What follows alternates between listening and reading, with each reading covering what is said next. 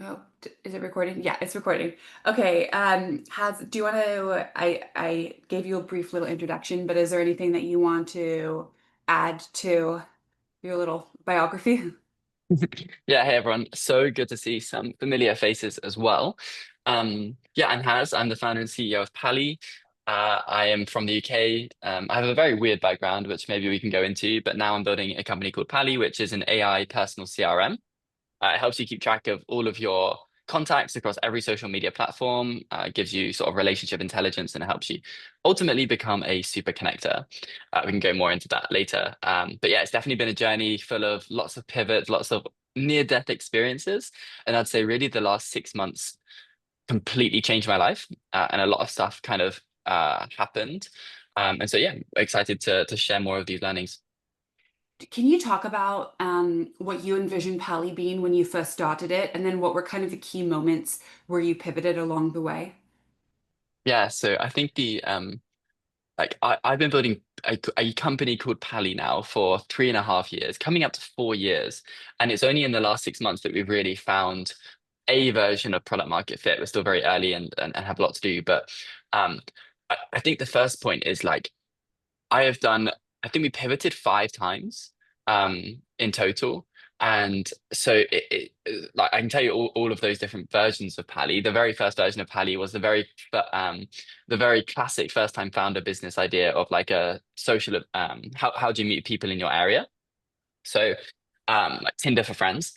Then we pivoted to social events discovery. Then we pivoted to just trying to build a messaging app. Then we pivoted to trying to build an events platform. And then finally pivoted to Pally as of today, which is giving you relationship intelligence about your network.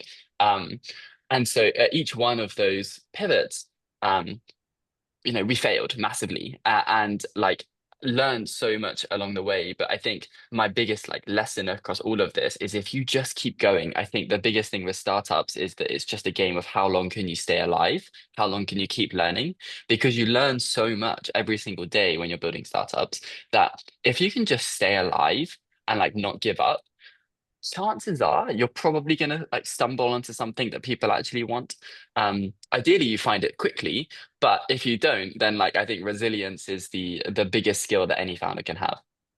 Was there a central, I guess, like ethos that you had that you had like a strong conviction in, and you were just trying to figure out like the best way to bring it to market and generate revenue from that, or was it changing completely kind of each iteration?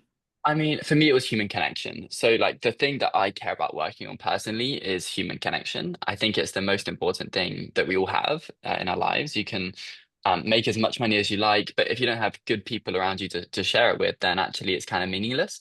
Um, my whole life had kind of led me to that realization. And so, it was, I guess you could say, an overall thesis area, and then how I built a company within that could change a lot. And it did, right? It started with friendship. It turned into like it kind of stayed as friendship really for the first like 3, 4 ideas, and then the two that did the best, which was the events planning app, and then now Pally as of today, it's got a lot more of a professional focus. Um, Unfortunately, I realized that like building consumer social stuff is really, really hard. Shocker. Not like you'd never heard that before. Um, and but I think the main reason for this is one of the things I learned is that if you're building in consumer social, you just have to be really, really, really cool and like 19 years old. And I was never really cool enough to build in consumer social. Whereas for professional, it's like you can be a bit older and build for professionals because then you are one of them. So I think building for yourself is a really important lesson I've learned as well. When you were through the iterations, did you have, I guess, like, did you have a point of failure that you had pre-identified? And when you were like, okay, if X, Y, and Z happens, we're going to need a pivot. And like, how did you make sure you didn't um, overrun when you or keep Mhm. running down the wrong path? And when was the right time to take? Yeah, I would say each time I pivoted, it got easier. It's like a muscle, right? So like the first time I probably spent about a year on the first idea when it should have taken me about 2 months, right? To like pivot. Um, and then it was probably like 3 months, then 3 months. I think 3 months was kind of an average amount of time. Um, that after that point, I would like pivot after 3 months if we weren't seeing the kind of traction that I needed. And what did that traction look like? What I've realized now is the only thing that matters is people paying you. very, very rarely should you like focus on anything else. Um, and all of these other ideas, like I think any B2B idea and any kind of prosumer idea, which I think is what most people should genuinely build. I think pure consumer is just very, very hard. Um, you can get people to pay you before you've written a single line of code, before you've like built any product. And so if in the first like 10 days you can't get in a call with somebody who like literally signs a document and says, I will pay you this amount, or even pays you this amount based on like a promise of let me solve this for you, then um, it's not a painful enough problem. And like I wish I realized that 3 years earlier. But you know, when I pivoted to this idea, all I did was create some Figma mockups. And I spoke to people like Mike Adams here in the call, showed them the Figma mockups, and I said, "Okay, would you pay for this? How much would you pay for this?" And he said, whatever the amount was at the time. And I said, okay, well then pay me. You know, if you pay me now, you can pre-order, and I'll make sure that you're the first to get access to it. And Mike paid, and so did like 200 other people. And so as soon as I could see that like 90+% of the conversations I was having and showing them the idea were turning into like actual pre-order revenue, um, okay, I've got something here. I need to actually build this. Then it came, to actually building it, which is its own challenge. But that was my biggest lesson, I think, is like you can probably get to like um at least idea market fit within like 10 days, 15 days. And especially now in YC, it's kind of crazy. We're halfway through the batch right now, and a lot of teams are pivoting, and some teams have pivoted 3 times, right? And it's been 6 weeks. So if YC companies are pivoting every 2 weeks, then like that tells you that you should not be waiting like 3 months to decide on if this is a good idea or not. That's really interesting. What's have you found that there's a I guess like what to you is good customer feedback versus bad customer feedback? Like what's just noise versus something useful? I think any like it doesn't matter really what area you're focused on. Like let's say you care about accountants and you want to solve something for accountants, or you want to solve something for lawyers, or for real estate brokers, right? Like you can get a call with any of them. You should be able to get on calls for some of them within a few days. Ah, can you hear me okay? Should we Yeah. Yeah, yeah, yeah. just in Oh, Sylvie, I just saw your note. is I this can hear better? okay. If anyone else has noise problems, can you put it in the chat? Okay. Okay, It looks cool. like it's okay. I'll use this. I think it's sometimes this is a bit better microphone than the AirPods anyway. Um, oh, Mike's shaking his head. Do you want me to It go was back Yeah, to better I the think the AirPods? before. other It was one, I better think the before. Go AirPods back are to the zero one. Okay. better. Yeah. Yeah. Okay. Are we back? Great. Yeah, yeah. Um, so yeah, I think you should be able to get on a call with these people, and your only job on that call is to like understand what is their most painful problems. And you might have a thesis. You can come in and say, do you have a problem in this area? And they can talk about it, and then you can try and solve it. I think that I guess like the classic advice would be don't go in and be like, here's my product. Do you want it? You should go in and like be in information gathering mode, and try and just understand them first of all and really emphasize. Um, that's like the best kind of customer feedback you can get. And then but the reality is that they have to also remember that people are nice. Like we're especially in Britain, right? We're polite. And so um the issue with that is sometimes you don't get real feedback. And so this is why I really like, depending on how the conversation has gone, you moving the conversation into money. You have to, because it's the only way you're going to get a genuine answer. And so at the end of the call, saying to someone, okay, so like this sounds like a really painful problem for you. If I solved it for you, and I'll give you your money back if I can't, but if I solved it for you, would you like how much would you pay me for this? Um, and like let them give you a number, like maybe it's $2,000, right? And you can say, okay, well, why don't you give me $1,000 right now? I promise I'll solve it for you. I'll build something for you in the next 2 weeks, and then we'll come back and have another conversation. We can see if it's suitable, and if it's not, I'll pay the money back. Um, if they won't pay you the money, then like, and bear in mind there's like zero risk to them because you're saying you're going to give it back to them. Then like it's clearly not a painful enough problem, and you should probably move on to something else. And if they say, actually, no, I probably wouldn't pay for this, say, okay, so like, is there anything that like could be solved for you right now that you'd absolutely pay for? And just like really focus the conversation on will you pay for this? I think it's the only way to really validate an idea. Hmm. Um, Have you found that you were consistent, or were you skewing more towards like underpricing the product or overpricing the product? Actually, I'd say, thankfully, like ever since we've started charging, which is like for only this latest idea, this was one of my mistakes in the first four business ideas, is we didn't charge anyone for anything. And like, you know, it was like, oh yeah, we'll add monetization later. Like, no, it's an awful decision. Like, never, ever, ever do that because it just leaves you to waste time on bullshit. Um, and like, if you're building a consumer social, like my answer is you shouldn't be unless you're 19 years old. So like every other business category, I think that you have to just charge for. Um, so now I would say we are overpricing in a way where like I don't think our product is good enough for the price that we're charging it to be. This is a no like I'm not holding back with my honesty in this call. Um, but I think the reason we're doing that is that it's the goal for what I want the product to be worth. So if Mhm. I charge $10 a month, right, I could get like loads of people signing up. They'd all kind of hate it. They might churn after a few months, but they won't really think about it because it's only $10 a month, right? At $30 a month, people just really think about it. And so it forces me to actually be building a product that's worth $30 a month. And in the future, I think we can actually increase it a lot more than that once it's fully working and we have B2B plans and everything else. But um, so I think that that's how I'm thinking about pricing for the current version of Pally. That's um now in terms of like the tech stack that's allowed you to iterate that quickly, what have you learned around like agile development? Yeah. So my biggest turning point from like failing into, let's say, somewhat succeeding or getting into some good programs was learning to code. Um, and so my biggest advice to like anyone ever who wants to be a founder is nowadays, with all of the AI products out there, it is the easiest than it's ever been to learn to code.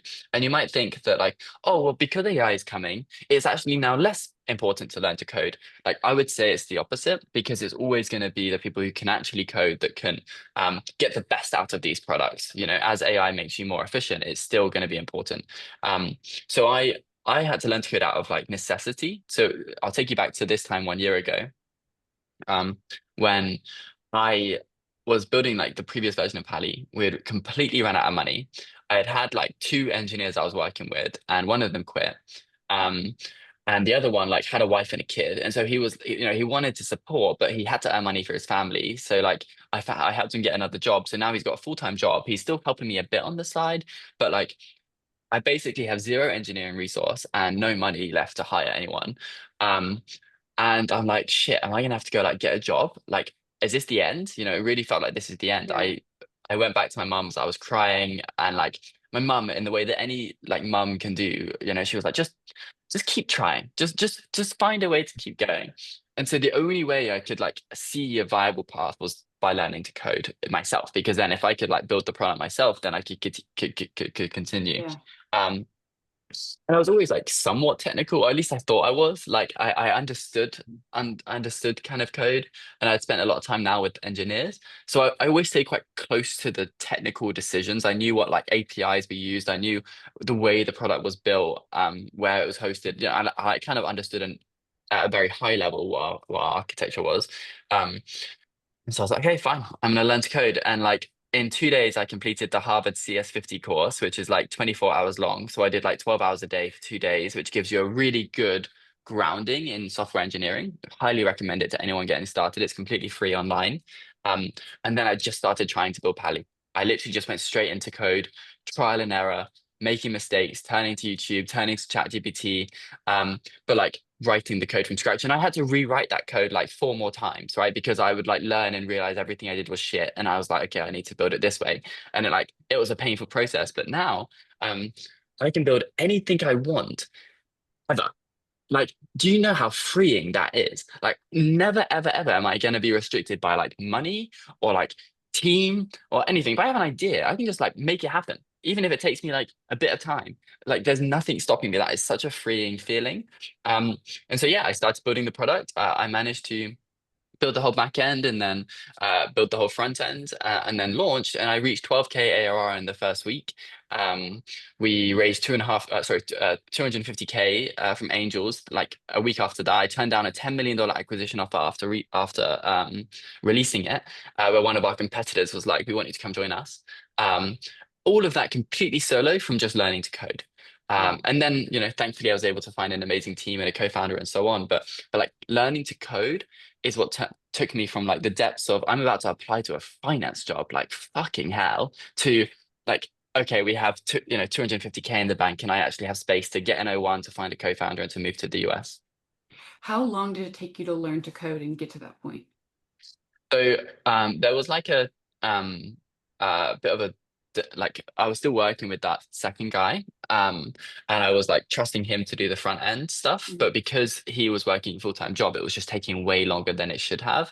So I actually like if we ignored the 3 months that I was spent waiting for him to do his job, and like eventually I just had to like build it all myself and like you know start from scratch there as well. So I did back end first. That was ready in about 6 weeks. So from learning to code to the back end being ready, it took about 6 weeks.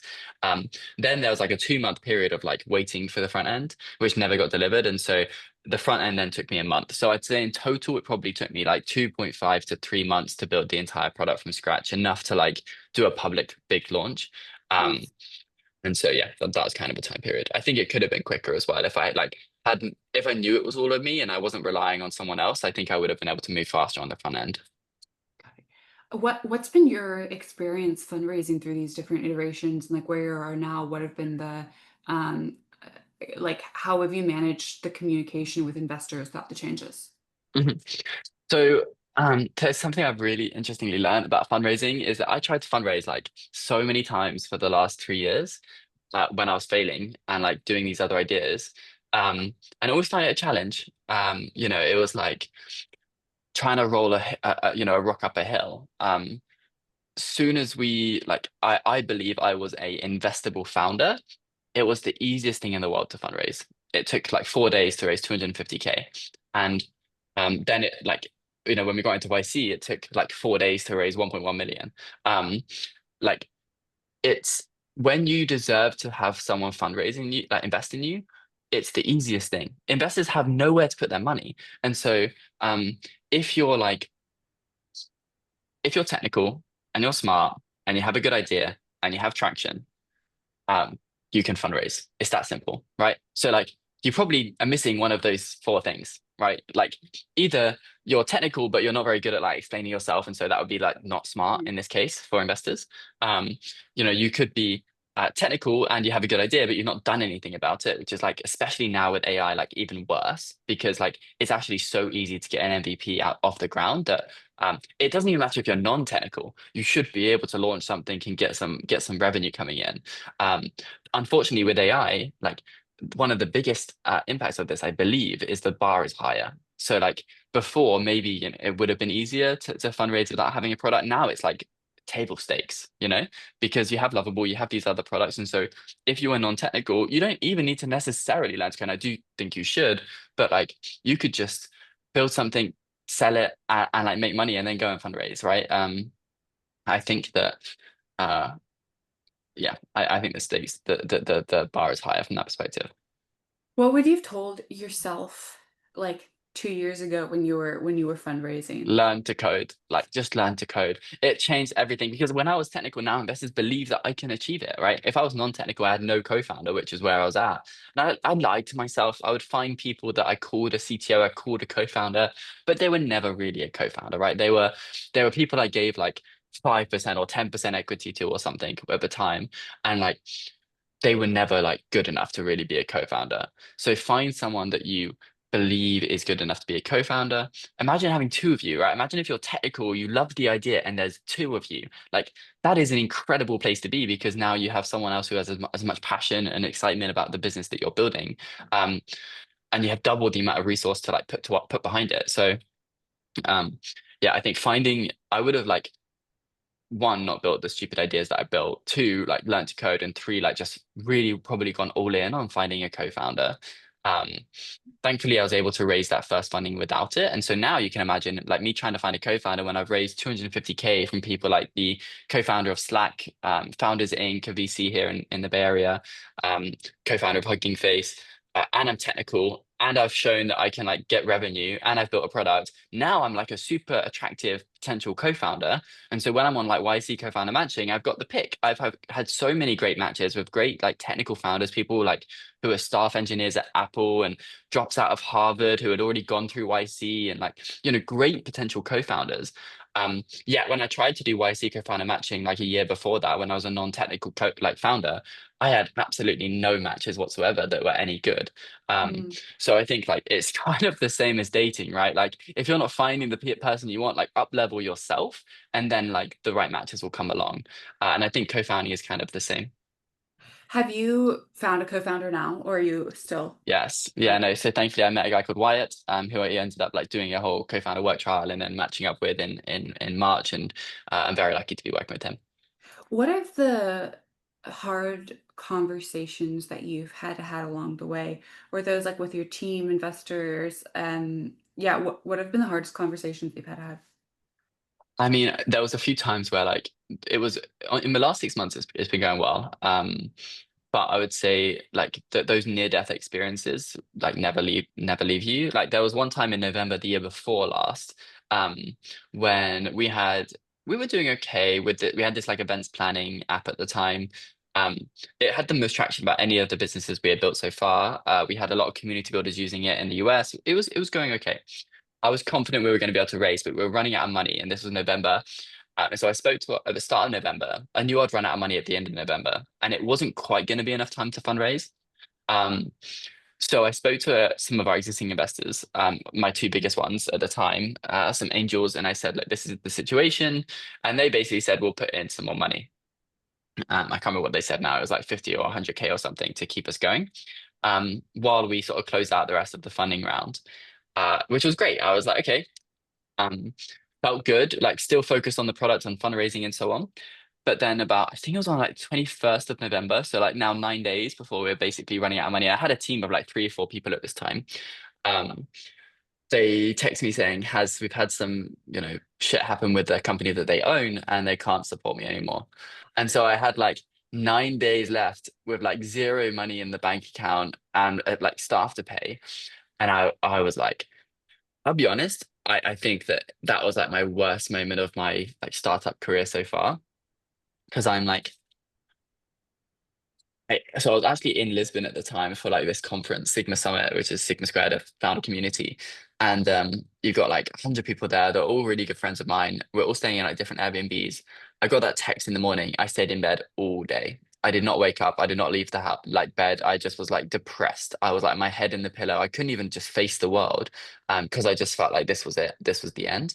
Yeah, Um, Stayed in bed that whole night. Woke up the next morning at like 5 a.m. being like, fuck that. I'm gonna try and do something, right? But like the first thing you have to do in that situation is communicate.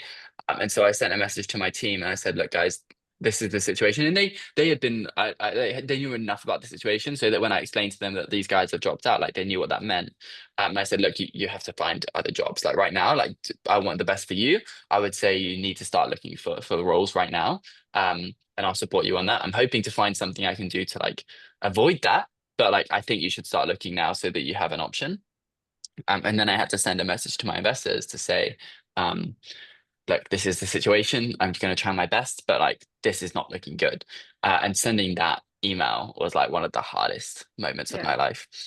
But just as it's the darkest before the dawn, and this has been shown to me so many times, when I sent that email at 6 a.m. that day, about an hour later, one of my investors, Tony, um, rang me. He said, "Has I've convinced my dad to invest in 20K in your business," and so he's like he's sent the money, and like that 20K was like an absolute lifeline for us to keep going. And it was like holy shit. And then, as I said, I was at this conference, this Sigma Squared, which is this founder community. Um, One of the founders there, my friend Buster, he was like, "Oh, I was speaking to him about my issue. I'm fundraising and so on." He was like, "Hey, you should speak to Thomas Wolf. Thomas Wolf is the co-founder of Hugging Face, one of the biggest AI companies in the world." And he had just been at a talk with Thomas where Thomas was talking about the idea of AI and human relationships. And so he was like, "This is great."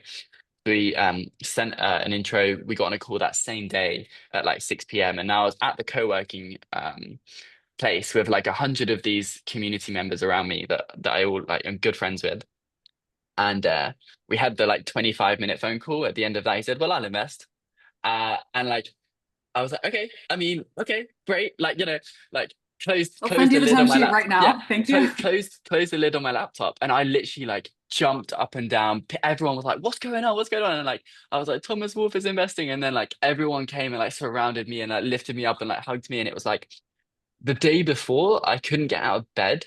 And now a day later, we had a lifeline and we had one of the biggest like AI entrepreneurs in the world backing us.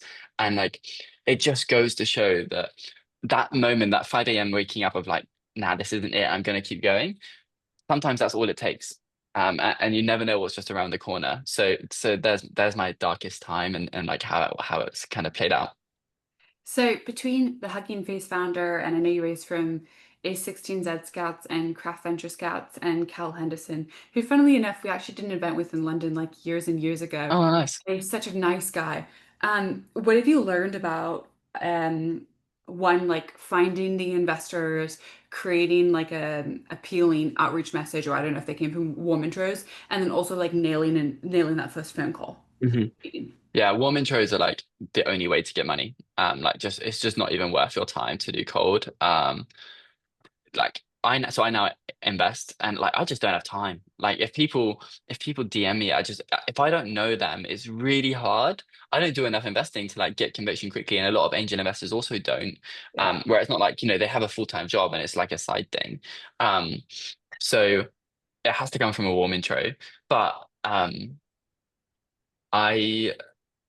oh, something I was going to say then. What was the question? Nailing like that first meeting. Yeah, so I think most angels will invest in the first 30 minutes if they like you, right? Again, they're too busy to not. So like you'll know very quickly. Oh yeah, this is what I was going to say. So my biggest tip for all London founders is get on Twitter. It sounds dumb, but like that is where startup life happens. Just yesterday, or 2 days ago, the co-founder and CTO of Ramp followed me. And so I DM'd him saying, "Hey, we're gearing up for our pre-demo day raise. Do you want to like, obviously love Ramp. Like, do you want to chat?" And he was like, "Yeah, let's chat." Jumped on a call. He invested 100K uncapped, like immediately. And I've never spoken to this guy before in my life, but like by building up a brand presence on Twitter, he already knew what I was doing. He'd seen our launch videos. He finally followed me. He had seen our shit. And it's like now you already almost have a relationship with these people. So I think Twitter is really interesting where LinkedIn isn't, where like you're implicitly building relationships with like hundreds of people at once when they're seeing your thoughts, your opinions, your updates, your launches, and it builds that track record in their mind. So, people talk about how you have to like build a relationship with an investor.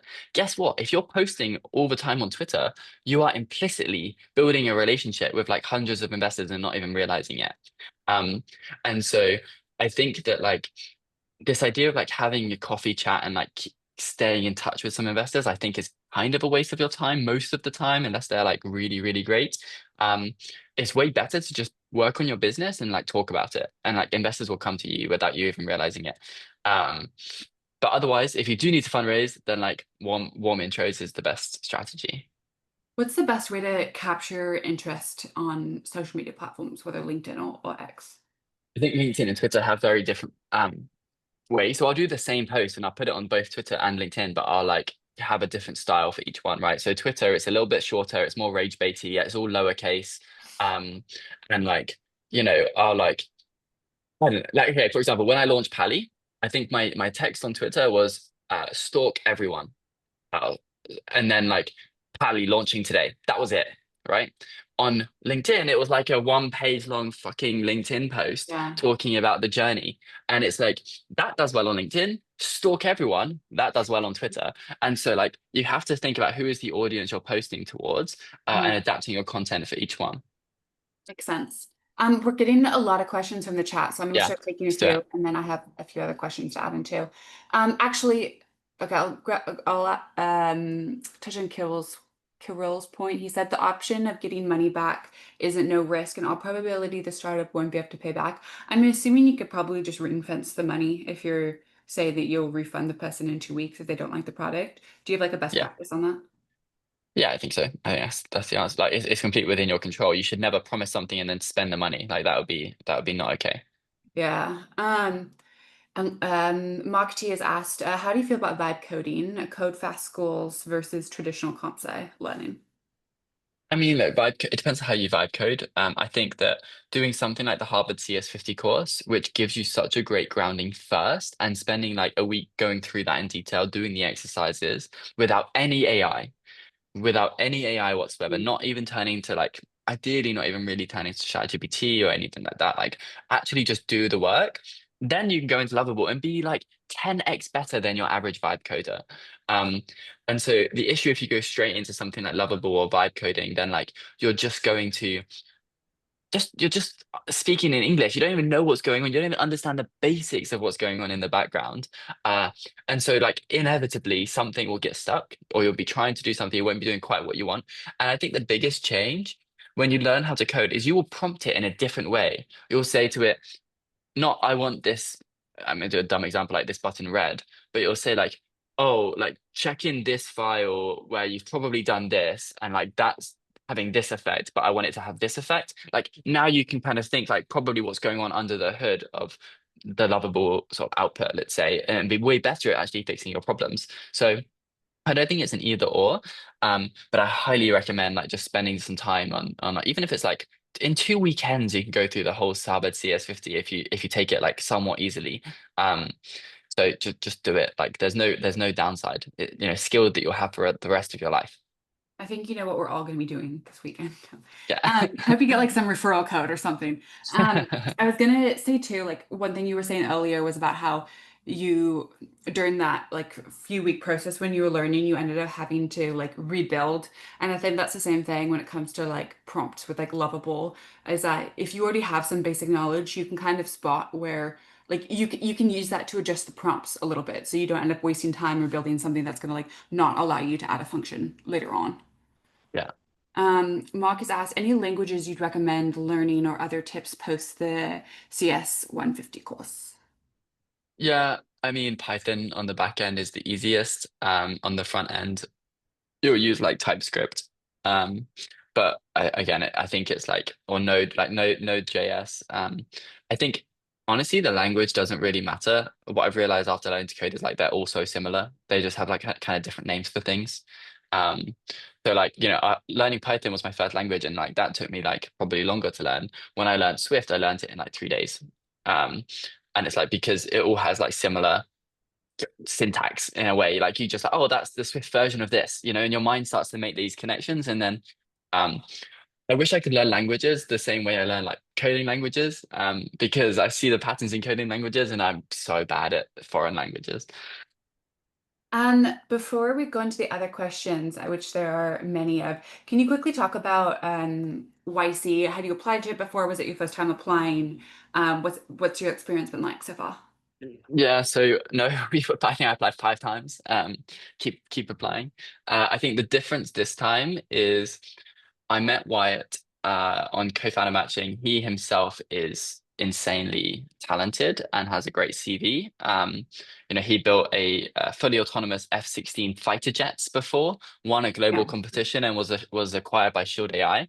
Um, so like he's deeply technical machine learning AI, and like I am, let's say, the more sales guy. And I think that they actually emailed us when they saw that we had matched on YC co matching after. So you click a button on YC to say you've matched up, or like you've decided to commit to one another. You're now co-founders.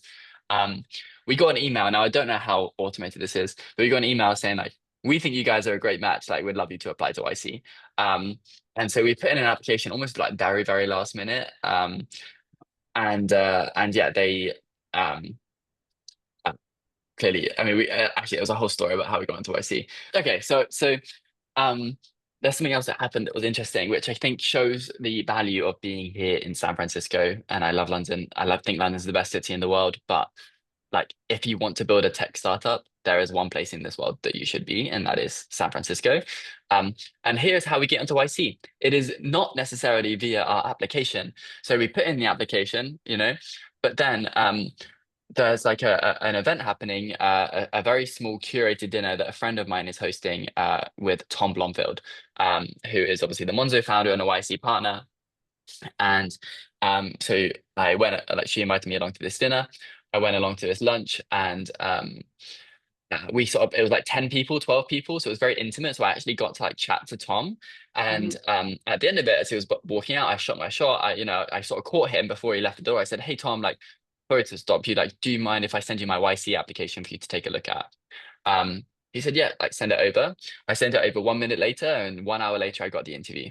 So like, whether or not it was him that like pushed it along the way, I think the answer is probably it was. Yeah. um and so like that wouldn't have happened if I was in the UK and I just applied. Maybe we'd never have got in. So I think like building relationships with people like um my friend who organized this event, and like relationships just drive everything.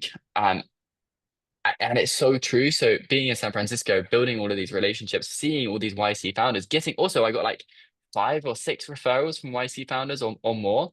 Mhm. When we put in our application this time, I'd never done that before from the first 4 times. I never really tried to get referrals.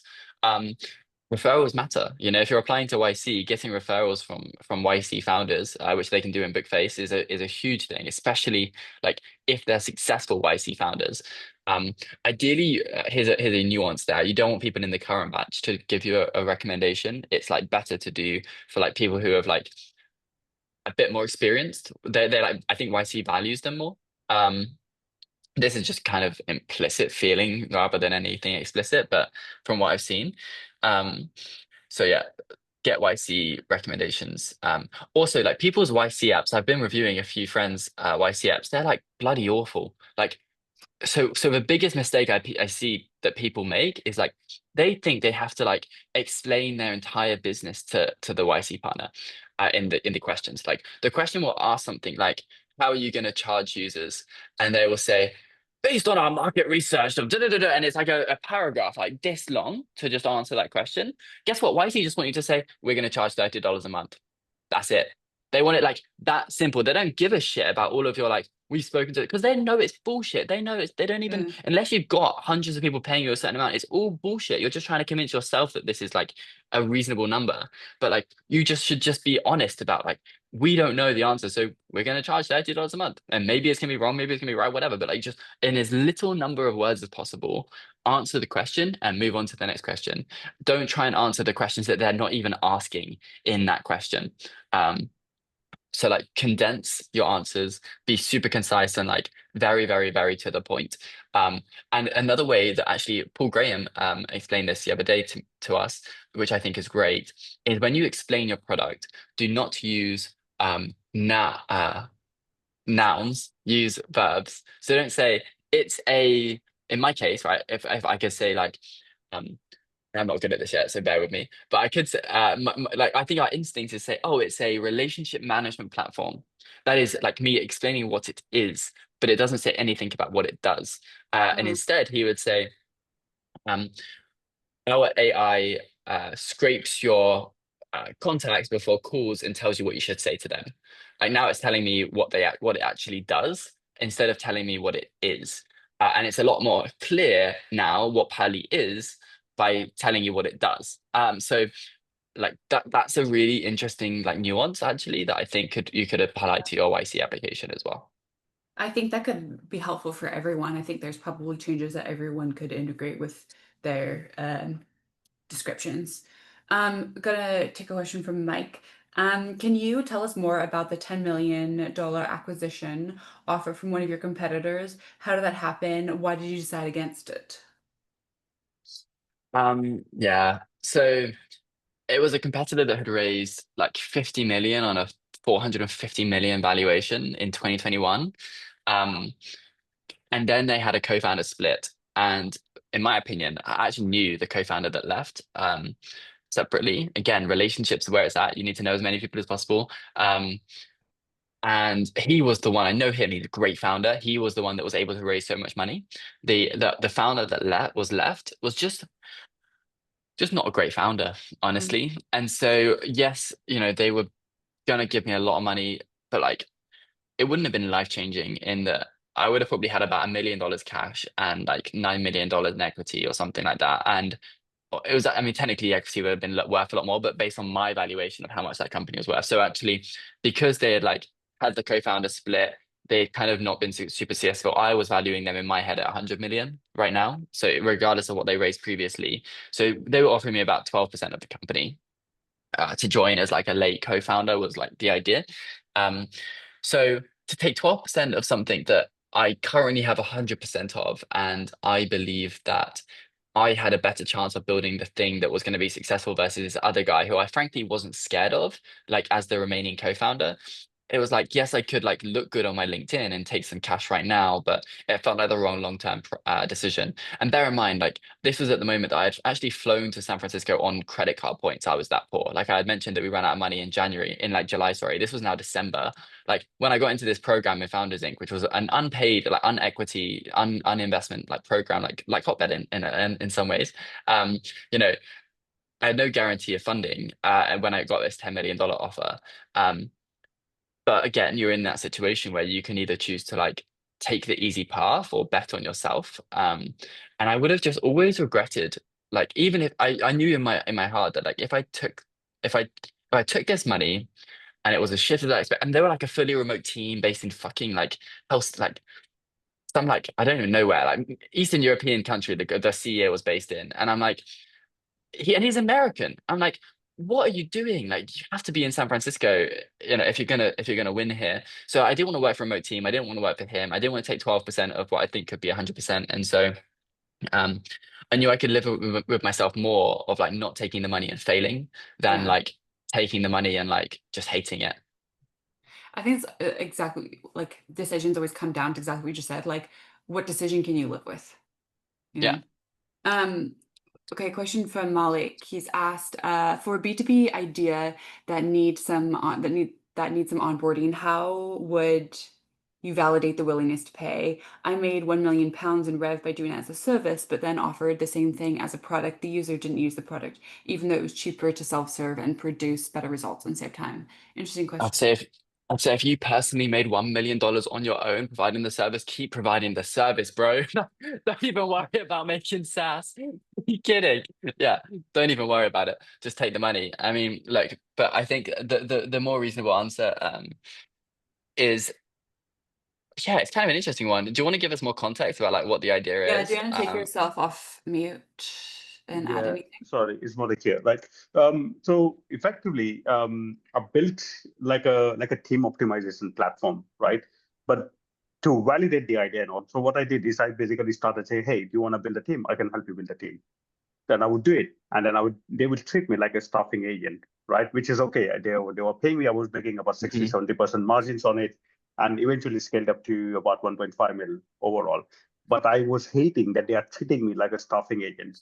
And I didn't like that. So I was like, hey, I want to build this product and I want you to use this product. I'm using it on your behalf to give you the result. Why don't you just use it? And they wouldn't. Yeah. So actually, it's an interesting thesis that YC have right now, which is you should be, if you're in a situation very similar to yours, actually being a full service company that uses AI in the back end to be more efficient can be way, way, way better. So in your case, you're saying, the customers pay me as a service provider and pay me a shit ton more money than they'd ever pay for software. And in the background, I'm just using software to provide that service. Like, what a great place to be. And so YC has a whole thesis about being like a full stack company right now, where like let's say you buy an accounting company, right? You sell accounting services, people pay you thousands and thousands, but in the back end, you're just using AI to do the same thing that a human would do. Your margins are now like 80% the same as a software company, if not more, because you're able to charge a lot more. That's actually a great business. And I think it's a unique advantage right now that like AI sort of offers. Yeah, so typically in this segment, the margins are 10%, close to 10, 12. I was Mhm. making 60, 70%. Yeah, so keep doing that, bro. Just keep doing that. That's great. Yeah. I'm gonna take Noel's question and then Mark, I'll go to you. Noel's asked in B2B, how did you find people to speak to who can quickly tell you whether or not they'll pay? So that's your first and like step one problem. I think it's like um that should not be the hard part. I think like if you like, there are so many answers. It doesn't matter what your industry is. Like the first place is like emailing, finding people in your network that are in that industry, trying to speak to them. messaging people cold and saying like, I know you have this really, really painful problem. Can I ask you about it?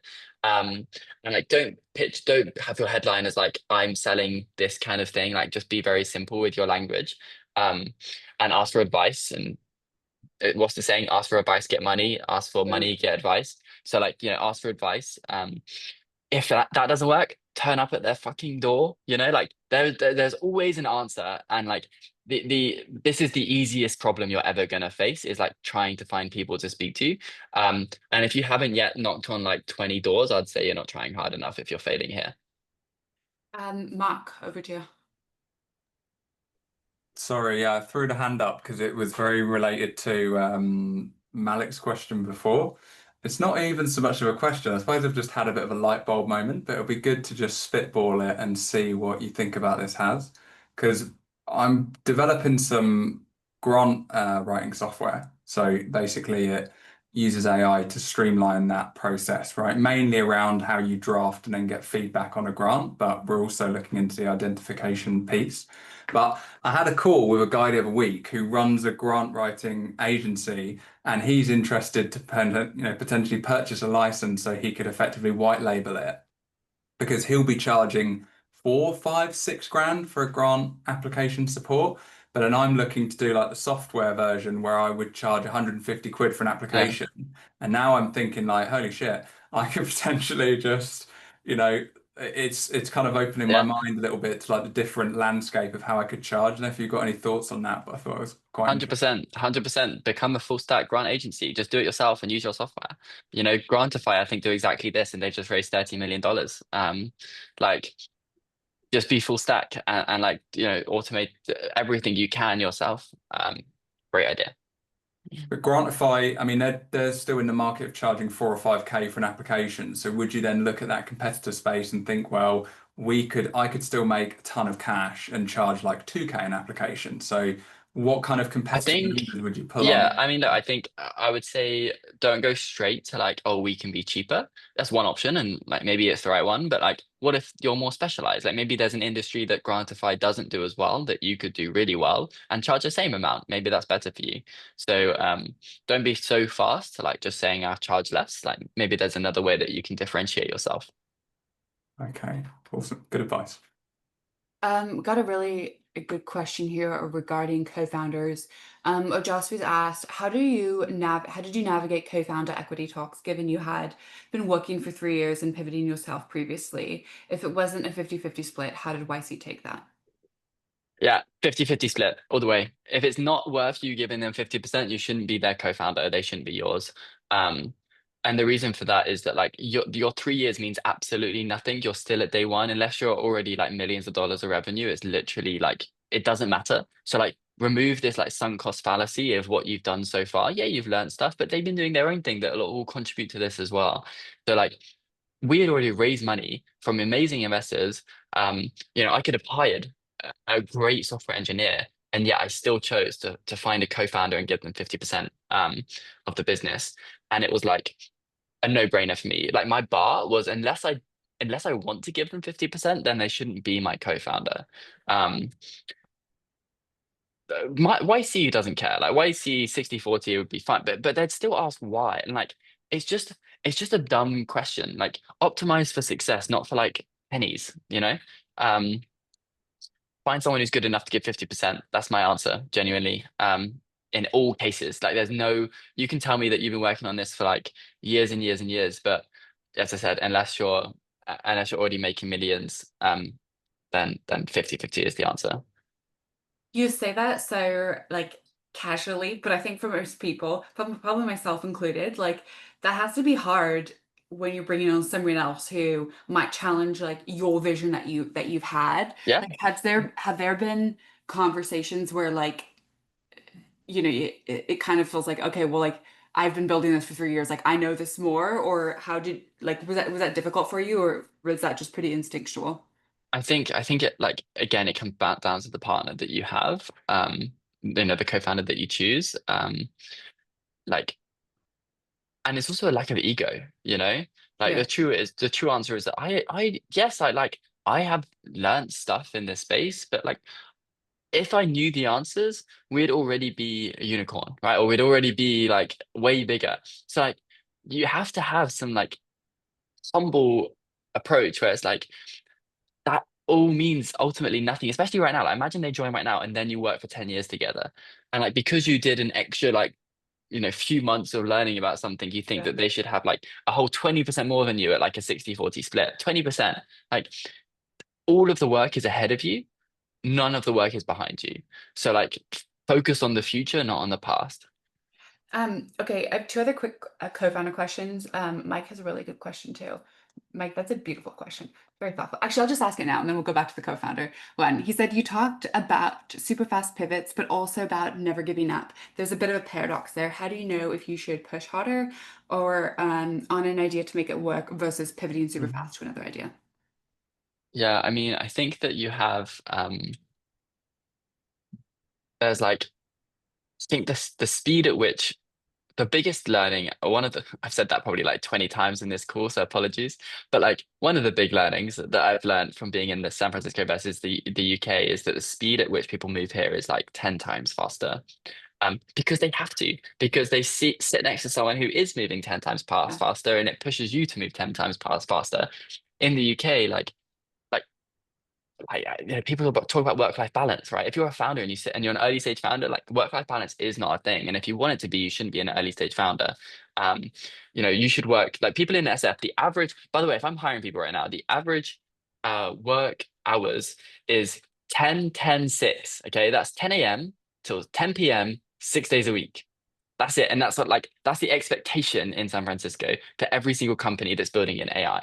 And so if you have whatever you're building in the UK, there is a company most likely in San Francisco who's working 10, 10, 6. And it's like great, smart people.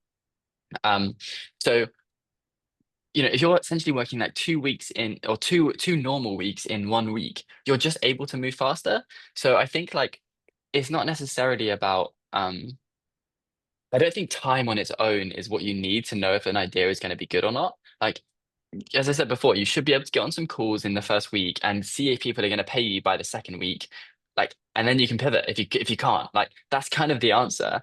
And we fool ourselves into thinking that we need a whole product and we need this other, we need, oh, when this thing happens, then this will all like we'll start earning money because we're going to ship that one new feature or something. It's like it's not true. People will pay you ahead of time, um, every single time. Um, so I think okay, I think that's my short answer. There is exceptions to all of this stuff. Figma messed around building lots of different things. Slack was a game company before they pivoted to a messaging but guess what? Like for that game, there are people paying them, or there are people that were paying it before they decided to pivot. So like um even if they can I think you can be seeing the like trap, right? I think the harder trap is let's say that you have some people paying you and you build the product and you have some people using it, but it's just not it's like not the rocket ship that you thought it was. I think this is a harder thing, right? To like think about and when to pivot from that point of view is like after you've already put 6 months into something and after you've had some traction, um, but it's just not good enough. I think that like being honest about like having certain metrics and very like not often will like just adding a feature change the overall result of your company. Like your company at its core has like a core thesis of like what do I think is important, and that thesis doesn't really change, or like that pivot like it would only be a pivot that would change. um so I think that if you are just seeing like flat growth and you've tried like multiple different things for like a month and like you're not seeing that number increase, or you're not seeing the retention number increase after adding the features you thought would have the effect, you just have to be honest with yourself and say, okay, like maybe this isn't working. And I think you can pivot like maybe three different things. You can pivot like the market. So maybe you've built a good product, but like someone else would value it a lot more. So in my case, let's say Pally isn't going so well. Right now we're building like a general tool, but maybe if I just made this purely for salespeople and focus on them, I could build something really valuable for them. Right. That's not something I want to do, but that would be an example pivot of like just changing, kind of keeping most of the product and just changing like the market that I'm focused on. The second would be like changing the product based on the same market. So let's say I was focused on salespeople and I was trying to help them with like, I don't know, pre-call stuff, and then I changed that to helping them with post-call stuff. Instead, or like automatic follow-up or something like a different solution or a different product or problem that I wanted to help solve, that could be a different pivot. Or there's like a whole pivot altogether. Let me just message someone to say I'm going to be late for a meeting. We can get you out of here right at, I was going to say 6, but 10 for you if you have a hot stop. That's okay. I'll just maybe let's do 5 minutes. Okay, thanks. Okay, another question from Mike. He said, how closely do you keep an eye on competitors? Do you regularly do competitive analysis to see new competition? Oh, my meeting's just cancelled, so we're great. He's Oh. already cancelled. Easy. I So love it competitive. when people cancel meetings. You know what? I do as well. Okay. How closely do you keep an eye? Like, so again, Paul Graham did a talk the other day, and his comment on competitors is like, it's a second order problem. It's only a problem if you're already successful. I do think to begin with, you should like have a look and know the competitive landscape. And if an investor says to you, "Do you know this company?" and it's a competitor, and the answer is no, they're going to judge you, right? Like, so you need to know all of the competitors in your market. But like I've used, GetDex, Clay, all of our competitors, Happenstance, etc. I have my own opinions of like what I'm trying to do that's different. I wouldn't say we're necessarily there yet. And so until we are there, if we get there and then like they're beating us, I'm gonna start to have a question and I'll start to have a look again at like what is it that they're doing differently or whatever. But like I have my own thesis of like if we get to this step, then like we're gonna beat them anyway. And so it doesn't really matter. So yeah, I think be aware, but don't like obsess about your competitors. Focus on yourself. It's not how you're going to die. You're going to die from not building something people want. The markets are always big enough that even if you have a competitor, you can still find customers that will use you instead or try your product out. And even if they're using the competitor, maybe they're going to use yours as well to see like them side by side. Like there's always ways to get customers. So that's not going to be how you die. When it comes to co-founders, like what have you found have been the most useful proof points for deciding whether or not someone is a good fit for a co-founder? And then how have you worked out who has like final decision-making power on different parts of the business? Yeah, so we obviously had like some chats online when we first met. Then we went for like a coffee, went for a walk, and like just when you're sort of doing these, you're very much like vibes checking, right? You're like, okay, like what's your journey? How do you think about things? Where are you from? What kind of stuff do you want to work on? Like, is this interesting for you? And I was very clear on Pally, right? So I was like, look, like, is this a space that you're interested in? And we talk about that stuff, and then I think you have to do a work trial. So we did a hackathon. So for like 2 days, very intense, 48 hours, you're together like side by side. And we worked on a completely new idea together, which I think is really important because now like there's no hang up of like what I've learned about Pally and it taking him a bit of time to get up to speed. So the hackathon went well. And then we spent a 2-week time working on Pally together. And then there was like one thing that he was still interested in as a potential idea, which was like data for robotics companies. And given his background was very relevant. And so I said to him, well, look, I never want you to like commit to this, always wondering what if, right? So like, why don't now I try and help you as much as possible? So I basically like found all the robotics companies in my network, all the robotics investors in my network, introduced him to all of them. He had calls with all of them, spent a week like really going deep on that idea to see like, is this something he wants to do? And the answer was he wanted to do Pally. And so like, I think you shouldn't force anyone into anything. Like in my opinion, I was trying to push him away, right? I was like go and try this. Let me help you as much as possible because if you ever have this like what if in your mind, then that's not going to be great for our relationship. So, but no, he decided he wanted to do Pally, and so yeah, we decided to partner up. And I think that I would love to have spent more time, like, thankfully, with Wyatt, it's amazing. We have this, and I think the reason it works so well is we have very similar values and we complement each other really well. So like, for example, when we had the YC interview and any interview for that fact, like we also did some speed run interviews with A16Z. And every single time after an interview like this, I'm like, we smashed it, we did great. He's like, oh, I don't know. And then like he'll like think about it, and then like 20 minutes later, he's like, Okay, I think we did well. I think we did well. And I think like that like represents our different personality types, where I'm just very like impulsive and high energy, and he's high energy in his own way, but also takes time to think about things. Um, I think we're very like very low ego together, so that works well. So I think all of these things you try and find out. Yeah. Okay, I think we'll probably have to take this question from Mark as the last question. He's asked, what traction did you have in terms of revenue and user when you Mhm. applied to YC? Basically none. I mean, we did that initial launch in January, where we reached 12K ARR in 1 week. But then basically my entire like I built okay, like the kind of back end that we have to build to do what we do is actually really complicated, because we have to scrape like thousands or if not millions of profiles very, very quickly to deliver them to the user. And so when I had like 150 people sign up in one day, I had like something like 2 million profiles to scrape. And it took days for people to get their first data, which was really, really, really bad. And so like after proving that we kind of had some demand and we could build something that people wanted, we now need to like make it technically work. And so that's what Wyatt and I worked on for like the next few months. And so the application with YC was like, look, we had this initial like proof point, but now we've been building the product and we're about to launch it. And so that's where we were at when we applied to YC. I think the important thing was that we had that initial proof point and we could answer the question of like, how do you know users want this? Because our servers crashed like when we launched it the first time. Um, so Good answer. yeah, yeah, and we had 6,500 people on our wait list as well. So I think that's another thing is like there's lots of different ways that you can prove some sort of demand without necessarily having users in your product yet. The other answer that YC quite like, by the way, is like I've worked in this industry for 5 years and like this is the shit I had to deal with, and so I'm just going to solve it. Like they love that answer as well because they know that you now have the sort of industry experience. Sense. Okay, we're gonna have to wrap it there. We're a bit over. I love Mhm. that we didn't have a single person drop off after we ran over. That's a wonderful sign. Haz, thank you so much. Where can people find you, find Paoli? How can people support you? Everyone should be on Twitter. Follow me on Twitter, Haz Hubble. And if not, then obviously connect on LinkedIn. And yeah, feel free to send me messages. I'm happy to review anyone's like YC applications and tell you all to write less words. And anything else I need to help, just DM me.